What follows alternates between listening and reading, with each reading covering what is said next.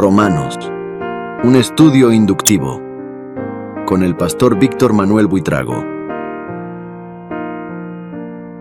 Sabemos, Señor, que escudriñar tu palabra es la que nos lleva al conocimiento de tu persona, nos lleva al conocimiento de nuestra relación con Dios. Y por eso, Señor, escudriñamos en este momento en el libro de los Romanos y te rogamos que tú nos guíes, nos enseñes y nos lleves a conocerte más, a saber más cómo debemos, Señor, vivir mientras estemos aquí en esta tierra, en amor hacia ti, teniéndote a ti en primer lugar, y también, Señor, cómo poner en práctica tu palabra en nuestra relación contigo y con las personas que nos rodean, Señor. Estudiar tu palabra tiene como propósito principal conocerte a ti, conocer tu voluntad para nuestra vida y también conocer cómo comportarnos con nosotros mismos y con nuestros hermanos. Por eso te rogamos que tu Espíritu Santo nos ayude y nos bendiga y nos llene de sabiduría mientras estudiamos esta lección. Gracias en el nombre de Cristo Jesús. Amén. Bienvenidos a nuestra lección número 27 de Romanos Inductivo. Hoy vamos a ocupar el capítulo 13 desde el versículo 11 y vamos a ir hasta el 14:9 en el estudio inductivo, y para eso vamos a iniciar leyendo los versículos 11 al 14. Romanos 13, 11 al 14. Y esto, conociendo el tiempo, que es ya hora de levantarnos del sueño, porque ahora está más cerca de nosotros nuestra salvación que cuando creímos. La noche está avanzada y se acerca el día. Desechemos pues las obras de las tinieblas y vistámonos las armas de la luz. Andemos como de día, honestamente, no en glotonerías y borracheras, no en lujurias y lascivias, no en contiendas y envidias, sino vestidos del Señor Jesucristo, y no proveáis para los deseos de la carne. ¿A qué tiempo se refería el apóstol Pablo? Para referirse al tiempo utilizó la palabra kairos. La palabra kairos significa ocasión, oportunidad, momento oportuno, temporada. Algunos pronuncian kairos, kairos. Cuando se pronuncian palabras en griego, del griego antiguo, no hay una pronunciación exacta de las palabras. Aquí la tenemos como kairos, tiene un acento en la O, kairos, y esto es lo que usa Pablo en este momento. Dice, y más conociendo las circunstancias, ya es hora de despertarse del sueño, dice la Nueva Biblia Española. ¿Para qué nos despertamos? ¿Para permanecer quietos en la cama o para levantarnos? ¿Nos despertamos para sentarnos o para comenzar con las labores después de una noche de descanso? Evidentemente, la iglesia tiene diferentes temporadas. Temporadas de quietud y sueño y temporadas de intensa actividad. Si la iglesia de Roma hubiera estado activa, el apóstol no les habría escrito que se levanten del sueño. Y más aún, el apóstol Pablo se dio cuenta de que estaban viviendo un tiempo especial que no habría que desperdiciar y que las condiciones eran propicias para que la iglesia comience a trabajar, porque ya estaba por amanecer. La noche ya pasó, el día llegó. ¿Qué quiso decir con la frase vistámonos de las armas de luz? No dijo vistámonos con la luz o con el vestido de la luz, sino las armas de la luz. Y las armas se utilizan tanto para el ataque como para la defensa. Las armas de la luz se utilizan para la guerra espiritual. Y en este caso, la guerra no es contra el diablo y sus huestes, sino en contra de la mala conducta que puede anidar en nosotros, los cristianos. Con las armas de la luz debemos andar como de día, honestamente, es decir, con decoro, decentemente, de manera presentable. Y pasa a detallar, según el apóstol Pablo, qué significa andar honestamente o con decoro. Y es negándose a tres cosas. Primero, negándose al desenfreno del deseo. Dice, no en glotonerías y borracheras, no en orgías, juergas, banqueteo, nada de eso. Segundo, negándose al desenfreno del sexo, no en lujurias y lascivias, es decir, no en inmoralidad sexual ni en libertinaje. Nada de prostitución y vicios, dice la versión latinoamericana. Tercero, negándose al desenfreno del espíritu. Dice, no en contiendas y envidia, no a los gritos, no a las peleas, no a las enojosas discusiones y no a los celos, malditos celos, que son como el infierno, los celos. Si el Señor Jesucristo es una persona, no una ropa, ¿cómo uno puede vestirse de Jesucristo? Como antes había escrito, vistámonos de las armas de la luz, ahora dice, vestíos del Señor Jesucristo. Uno puede asumir que se está refiriendo a lo mismo y que en toda batalla nuestra mayor protección es Jesucristo mismo. Él es nuestra armadura y nuestra arma. Pero también podría significar identificarse con la actitud de Jesucristo. ¿Entiende? Es decir, su forma de ser, su carácter, su amor por los que sufren, su obediencia absoluta al Padre, la fe, la humildad, la mansedumbre, ese espíritu de sacrificio y desde luego su compasión por las multitudes. Es lo que la gente ve. No ve nuestro interior, pero pueden ver cómo estamos vestidos, y esta vestidura no es física, sino espiritual, pero que se ve en nuestra conducta.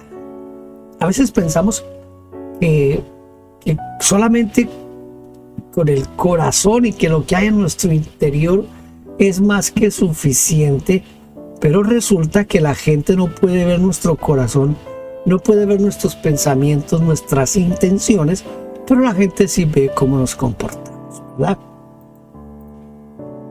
¿Qué características tiene la persona que es débil en la fe? El débil en la fe es alguien que no está bien. La misma palabra griega para débil se puede traducir por enfermo. El enfermo en la fe. Y su característica principal es que se enfoca en lo que es secundario y se inclina a juzgar a todos los que no piensan o se comportan como él. El que es fuerte o está sano en su fe, come de todo. En cambio, el que está débil en la fe, come legumbres. Y más adelante dice que es débil, juzga al que coma. ¿Sí? Al que come. La comida es un tema secundario. pero el débil es importante y por eso juzga a los que comen de todo, y el que es fuerte menosprecia al débil. La manera de tratar a los débiles es evitar discutir con ellos. Es no tratar que cambien de opinión o de convicciones. Es aceptarlos así como son. Recibid al débil en la fe, pero no para contender sobre opiniones. No peleen sobre maneras de pensar, dice la versión latinoamericana. Para Pablo, la clave está en una palabra: aceptación. Recibid, aceptad. Porque el que se opone a discutir es porque en realidad no lo ha aceptado, no tolera su forma de ser y quiere que cambie. Y que cambie a fuerza de argumentos, de discusiones.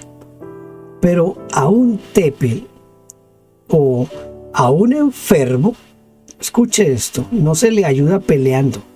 No, pelear con él no es la solución, sino haciendo que se sienta querido, aceptado, reconocido. Tenemos derecho nosotros a criticar, juzgar o condenar a nuestros hermanos por cuestiones de gustos o de costumbres. Si respondemos que sí, ¿quién nos dio ese derecho? ¿Fue Dios? ¿Nosotros mismos? ¿La sociedad? ¿La iglesia? ¿Quién?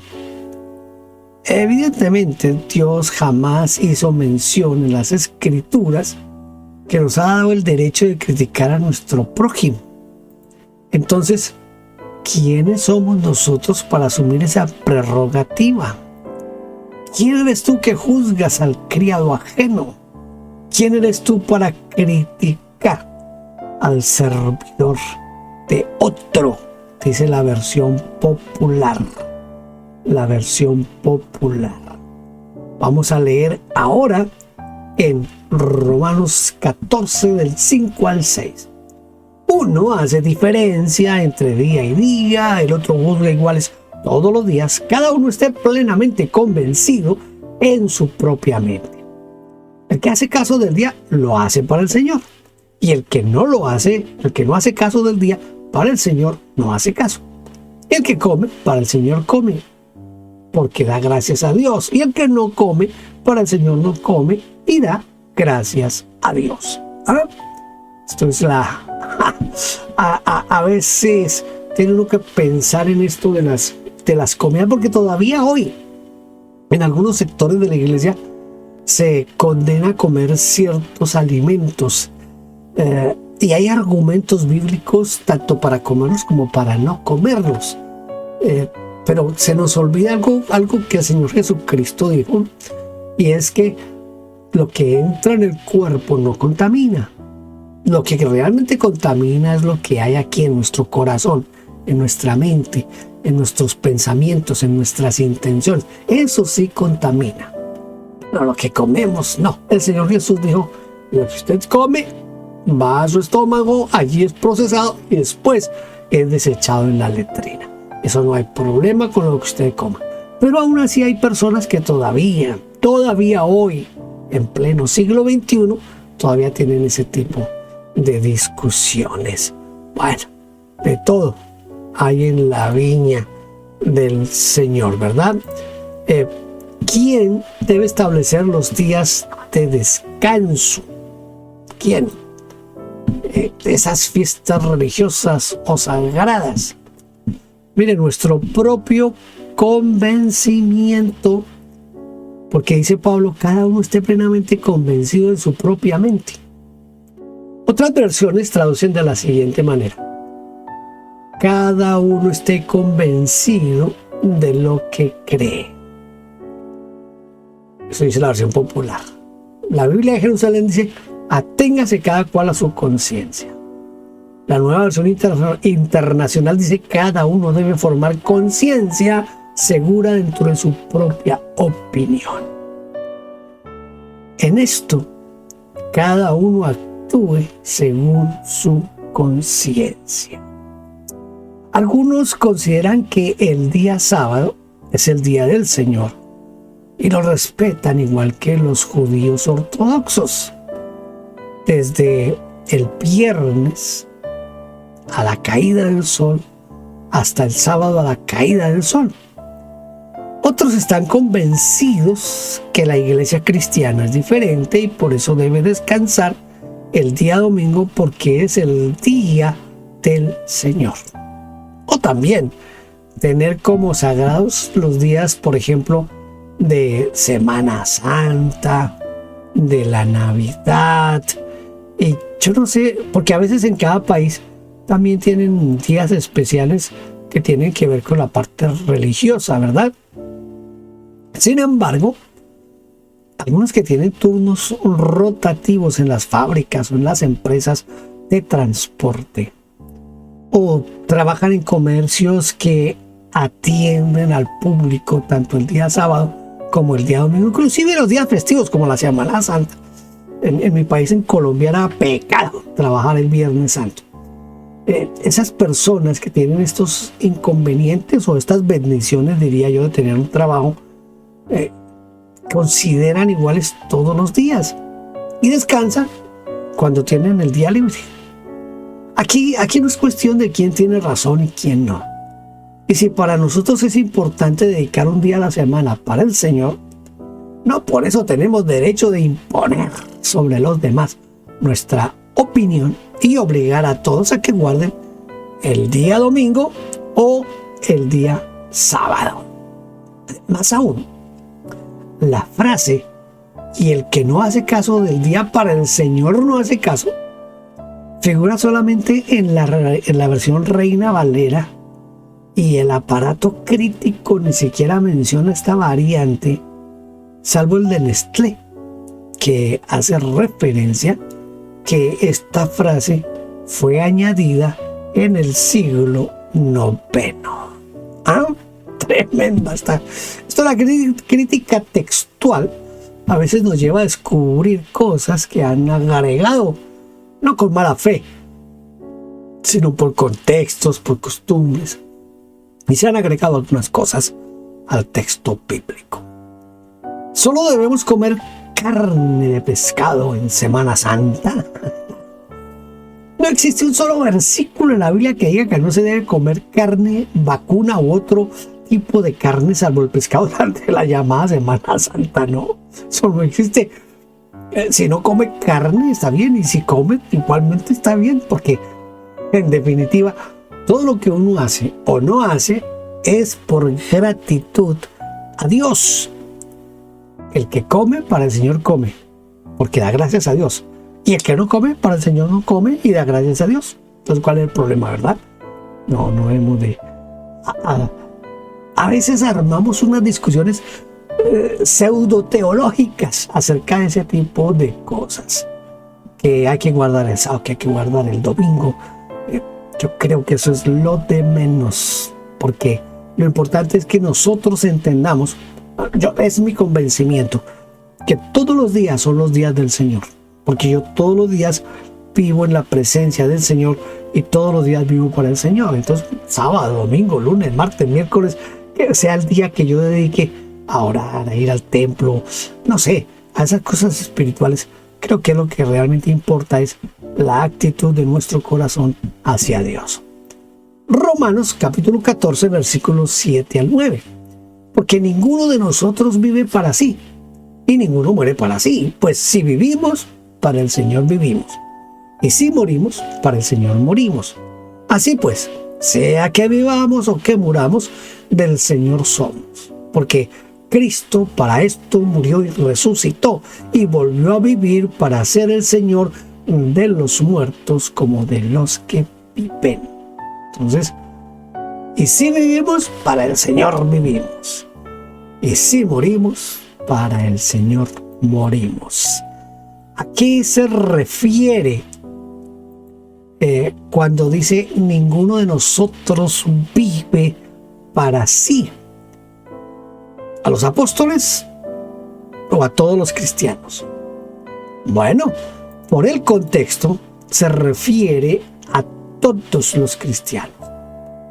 Por eso cuando nosotros escuchamos o oímos a alguien decir, hay creyentes que viven para sí mismos, es evidente que no se están expresando correctamente, porque todos los que han creído en Jesucristo viven para Él y mueren para Él.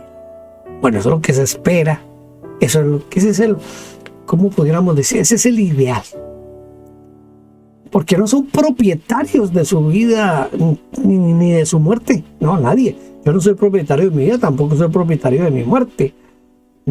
Fueron comprados por precio, por el alto precio de la sangre de Jesucristo, y pertenecemos a aquel que nos compró. Observamos que Jacobo murió asesinado por Herodes, pero Pedro fue liberado de sus manos. Esteban fue apedreado hasta morir, y Felipe, su compañero de equipo, evangelizó con poder y milagros en Samaria. Pablo muere como mártir, y Juan muere de viejo en Asia Menor. Porque algunos cristianos mueren muy jóvenes y a otros se les concede una larga vida. Por la misma razón, ninguno de nosotros vive para sí y ninguno muere para sí. ¿Sobre quiénes Jesucristo tiene el gobierno? ¿Sobre los vivos o sobre los muertos? Jesucristo gobierna tanto sobre los vivos como sobre los muertos. Notemos que dice, para ser Señor.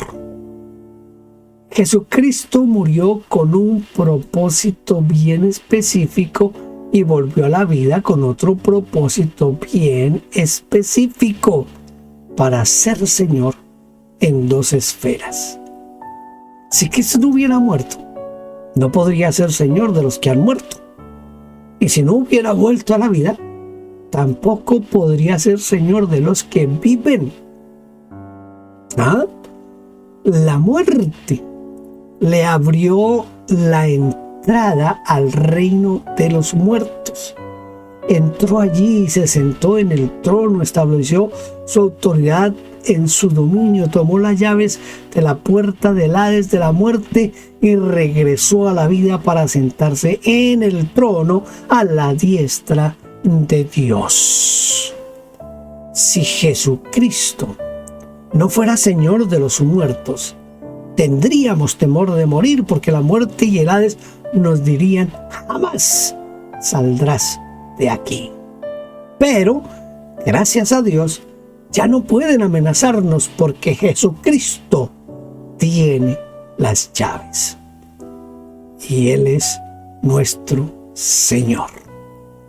Dice Apocalipsis 1:18, yo soy el que vive. Estuve muerto, pero mira, ahora estoy vivo por siempre y para siempre, y tengo en mi poder las llaves de la muerte y de la tumba, dice la Nueva Traducción Viviente. Muy bien, vamos a tratar ahora de memorizar nuestro texto bíblico de cada lección. Hoy vamos a tratar de memorizar los versículos 7 y 8 del capítulo 14. Porque ninguno de nosotros vive para sí y ninguno muere para sí. Pues si vivimos, para el Señor vivimos, y si morimos, para el Señor morimos. Así pues, sea que vivamos o muramos, del Señor somos. Este versículo, en algún tiempo alguien le puso música y se cantaba en las iglesias. No sé si todavía se canta en las iglesias. Hay muchos coros que van pasando al baúl de los recuerdos, allá donde ya nadie los va a volver a usar. Y este era uno de esos cantos bien hermosos.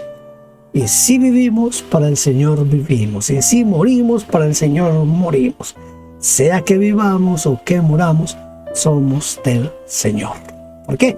Porque nadie vive para sí, nadie muere para sí. ¿Por qué razón? Porque si vivimos, para el Señor vivimos. Y si morimos, para el Señor morimos. Y sea que vivamos o que muramos, somos del Señor. ¿Ah? Ahí está parafraseado.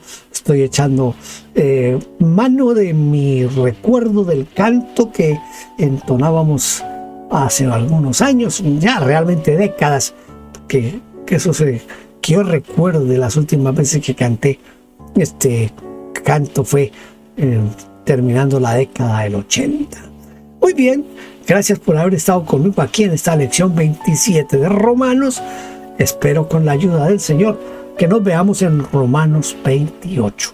Dios le bendiga. Gracias por vernos. Favor inscribirse en nuestro canal.